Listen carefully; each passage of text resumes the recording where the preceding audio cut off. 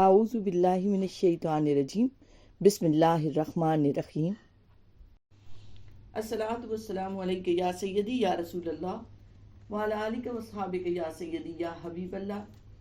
الحمدللہ آج ہم سورہ بقرہ کی آیت نمبر 53 سے آغاز کر رہے ہیں۔ اللہ رب العزت نے ارشاد فرمایا وَإِذْ آتَيْنَا مُوسَى الْكِتَابَ وَالْفُرْقَانَ، اور جب ہم نے موسیٰ کو کتاب اور حق کو باطل میں فرق کرنے والا فرقان عطا کیا، لعلکم تہتدون، تاکہ تم راہ ہدایت پاؤ۔ یہ بنی اسرائیل کو مخاطب کر کے بھی کہا جا رہا ہے۔ اور حضرت موسیٰ علیہ السلام کو دو چیزیں عطا کی گئیں، ایک کتاب سے مراد توریت ہے جس میں شریعت کے قوانین اور عملی ہدایات تھی، اس کے ساتھ فرقان، وہ معجزات عطا کیے اللہ نے کہ جن کے ذریعے حق کا بول بالا ہوا۔ اس سے ایک مراد یہ بھی لیا ہے علماء نے، اور ایک یہ بھی کہ اس سے مراد وہ دینی علم و فہم ہے جو انبیاء کو عطا کیا گیا، جس میں وہ اچھے برے خیر اور شر میں تمیز کر سکتے ہیں۔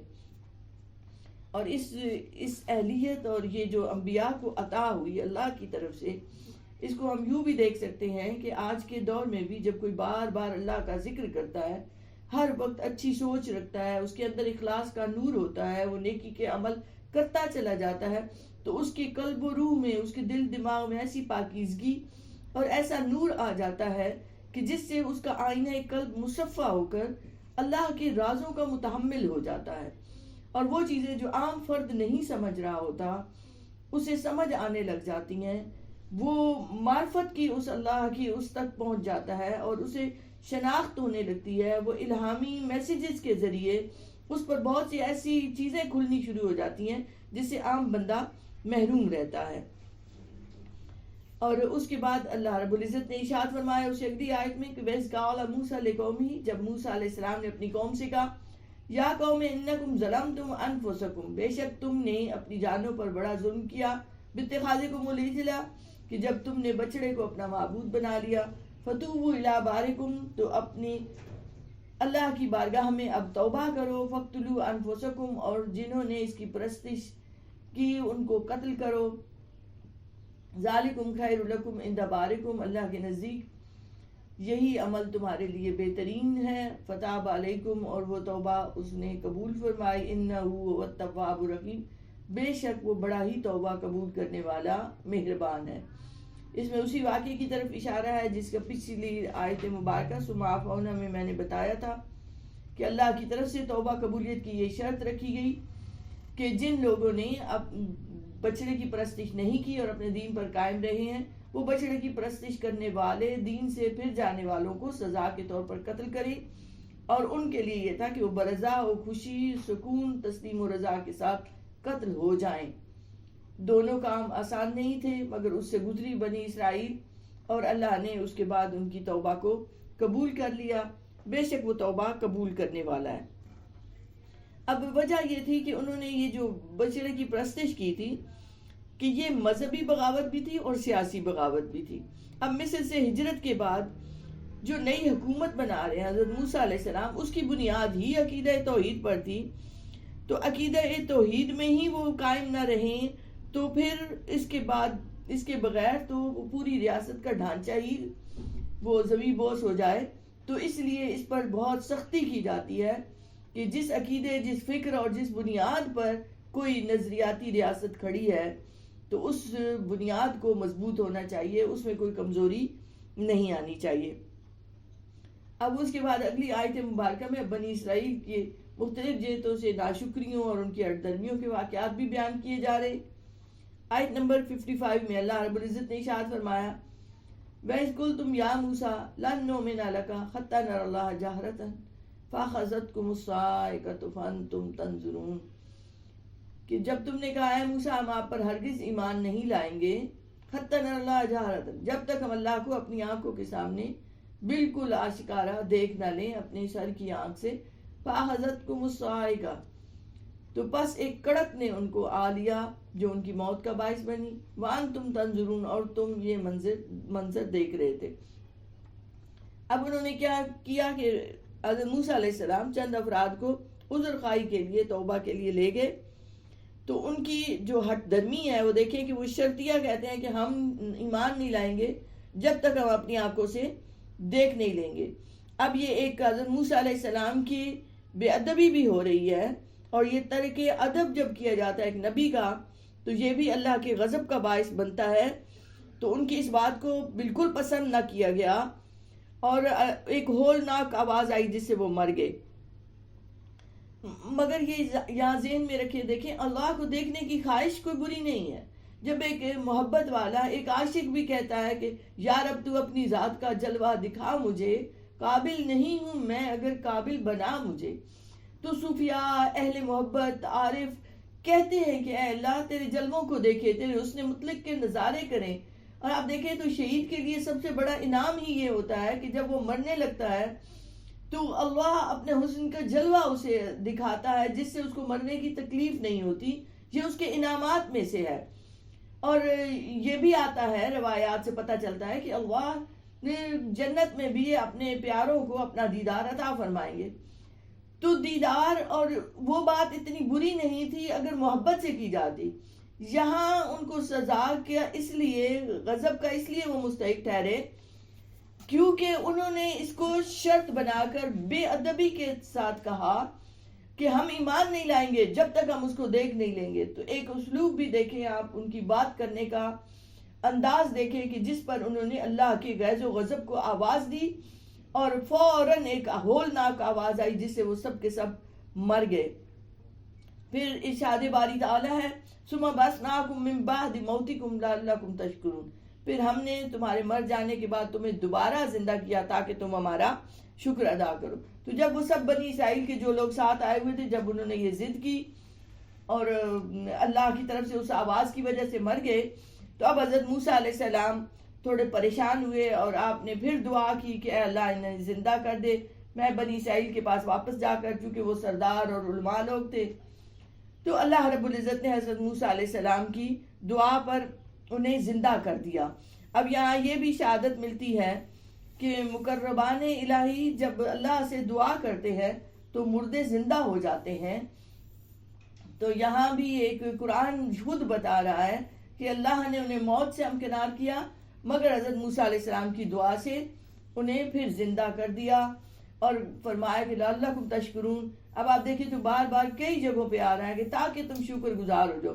یہ شکر گزاری اتنی بڑی نعمت ہے جس سے شکر نصیب ہو جاتا ہے، وہ اللہ کی نعمتوں کا، اس کی نظر کرم کا، اس کی مہربانیوں کا مستحق ہو جاتا ہے.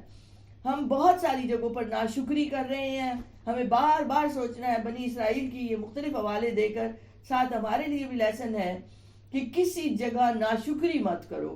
ہمیشہ اپنے سے نیچے والے کو دیکھو دنیا داری میں، اور دین کے کاموں میں اپنے سے آگے والے کو دیکھو. اور دنیا داری میں نیچے والے کو دیکھا تو شکر گزار رہو گے کہ جو کچھ میرے پاس ہے فلاں کے پاس بھی نہیں، فلاں کے پاس بھی نہیں. تو ایک گردن جھکی رہتی ہے اللہ کی بارگاہ میں. اور دین میں آگے بڑھنے والوں کو اس لیے دیکھو کہ اور آگے بڑھنے کی کوشش کرو. اس کے بعد ارشاد ہوتا ہے وَظَلَّلْنَا عَلَيْكُمُ الْغَمَامَ وَأَنزَلْنَا عَلَيْكُمُ الْمَنَّ وَالسَّلْوَىٰ. اب یہاں انعامات کا ذکر ہو رہا ہے جو بنی اسرائیل پر کیے گئے کہ یاد کرو جب ہم نے تم پر بادل کا سایہ کیے رکھا. غمامہ بادل کا سایہ، تیا میں جہاں دھوپ تھی تو اللہ رب العزت نے ان کے لیے سائبان بادل کو بنا دیا. وَأَنزَلْنَا عَلَيْكُمُ الْمَنَّ وَالسَّلْوَىٰ، اور ہم نے تم پر من و سلوہ اتارا.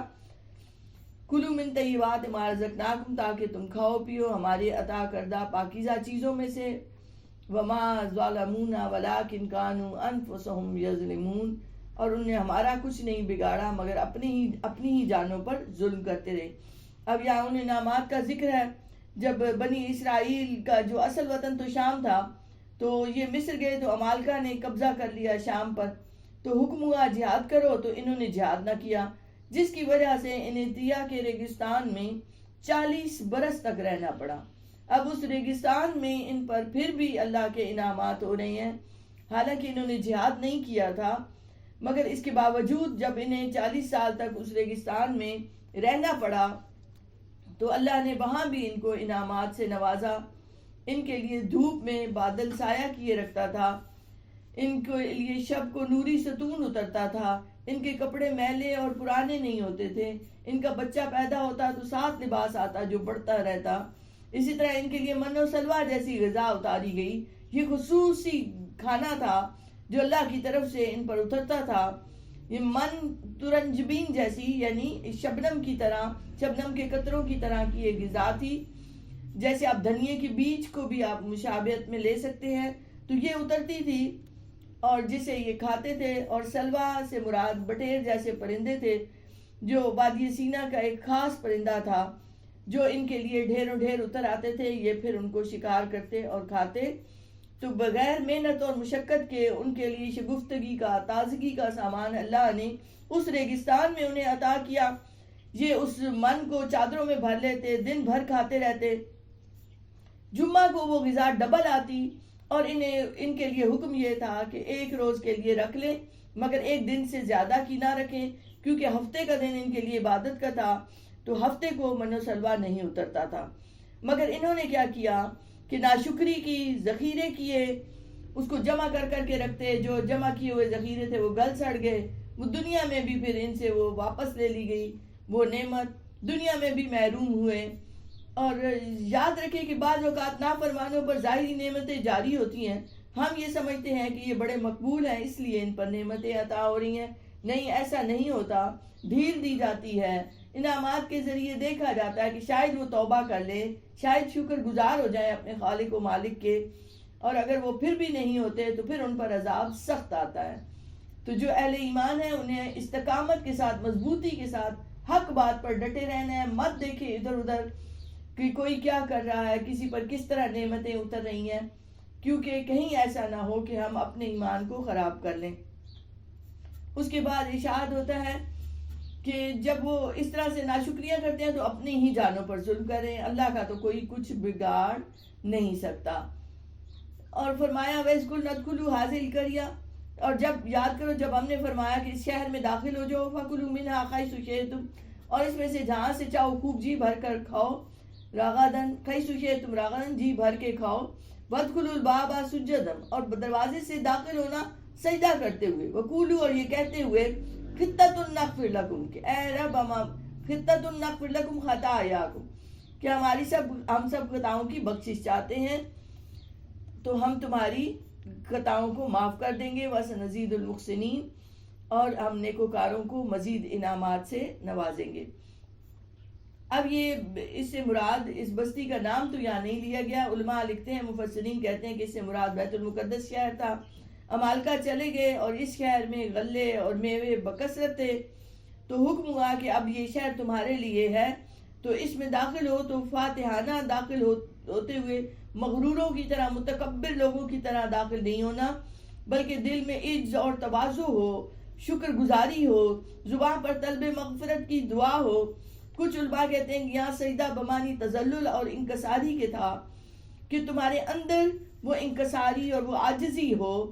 مگر کچھ علماء یہ کہتے ہیں کہ اس سے مراد باقاعدہ سجدے کی حالت میں سر کو جھکاتے ہوئے اندر داخل ہونا تھا، اور زبان پر یہ کلمہ ہوتا کہ اے اللہ ہماری خطاؤں کو معاف فرما دے. یہ کفارہ تھا ان کے پچھلے گناہوں کا. مگر انہوں نے کیا کیا کہ الٹا کیا، کلمہ توبہ کے بجائے اپنے پاس سے ایک نیا کلمہ بنا لیا، مذاق اڑائی، زبان سے توبہ نہیں کی اور سجدہ بھی نہ کیا، بلکہ الٹا سرین کے ذریعے اندر داخل ہوئے اس شہر کے دروازے سے. تو بہت ہی ضدی اور ہٹ دھرمی ان کی نظر آتی ہے اس قوم کی. تو اللہ نے ان کو توبہ اور سجدے کا حکم دیا. تو اس سے پتہ چلتا ہے کہ زبان پر کلمہ رہے توبہ کا کہ اے اللہ ہماری خطاؤں کو معاف فرما دے، اور ساتھ بندہ سجدہ کرے خشوع و خضوع کے ساتھ، تو اللہ گناہوں کو معاف کرنے والا ہے. یا یہ بھی سمجھ لیں کہ اگر کوئی گناہ اعلانیہ ہوا ہے تو اس کی توبہ بھی اعلانیہ ہونی چاہیے. اور ایسے مقامات کے جہاں خصوصی طور پر اللہ کی رحمتیں اترتی ہیں تو وہاں توبہ کرنا، اطاعت کرنا، نیک اعمال کرنا قبولیت دعا کا سبب بنتا ہے. جیسے جہاں نیک لوگ ٹھہرے ہوں، جہاں انہوں نے خصوصی عبادتیں کی ہوں، اولیاء اعظام کے مزارات پر جا کر توبہ کرنی، مساجد میں جا کر توبہ کرنی، یا ایسی جگہ کسی نیک بندہ جہاں بیٹھتا ہو وہاں جا کے توبہ کرنی اللہ کو پسند ہے، اور توبہ قبول بھی ہو جاتی ہے. جب انہوں نے اس کلمے کو بدلا، اگلی آیت مبارکہ میں ارشاد ہوتا ہے فَبَدَّلَ الَّذِينَ ظَلَمُوا قَوْلًا غَيْرَ الَّذِي، کہ پھر انہوں نے ان ظالموں نے اس قول کو جو ان سے کہا تھا ایک اور کلمے سے بدل ڈالا، قولا غیر الذی قیل لہم، جو انہیں کہا گیا تھا، فانزلنا علی الذین ظلموا رجزا من السماء، سو ہم نے ان کے لیے ظالموں کے لیے آسمان سے سخت آفت اتاری، بما کانوا یفسقون، کیونکہ وہ مسلسل حکم عدولی کر رہے تھے۔ تو ان کی بدعمالیاں، ناشکریاں آپ کے سامنے ہیں۔ تو اللہ رب العزت نے ان پر عذاب نازل کیا طاعون وبا کی صورت میں۔ ایک ساتھ میں بنی اسرائیل کے 24,000 افراد ہلاک ہوئے۔ بتایا جا رہا ہے کہ یہ ان کی اپنی بدعمالیوں کا نتیجہ تھا، اور ان سب میں ہمارے لیے چونکہ سبق پوشیدہ ہے، تو اس لیے یہ قرآن مجید کا حصہ ہے کہ ہم سنیں، سمجھیں، اپنے اعمال پر غور کریں، اپنے اندر جو خرابیاں پائی جاتی ہیں بنی اسرائیل جیسی، ان کو دور کرنے کی کوشش ضرور کریں۔ اللہ رب العزت ہمیں اپنے احکامات پر عمل کرنے کی توفیق اور سعادت عطا فرمائے، اور ہمارے اندر، دلوں کے اندر چھپی ہوئی کثافتیں دور ہوں، اور ہمارے دل بھی منور ہو جائیں، روشن ہو جائیں، اور راز الہی کو سمجھنے کے اہل ہو جائیں۔ وما علینا الا البلاغ المبین۔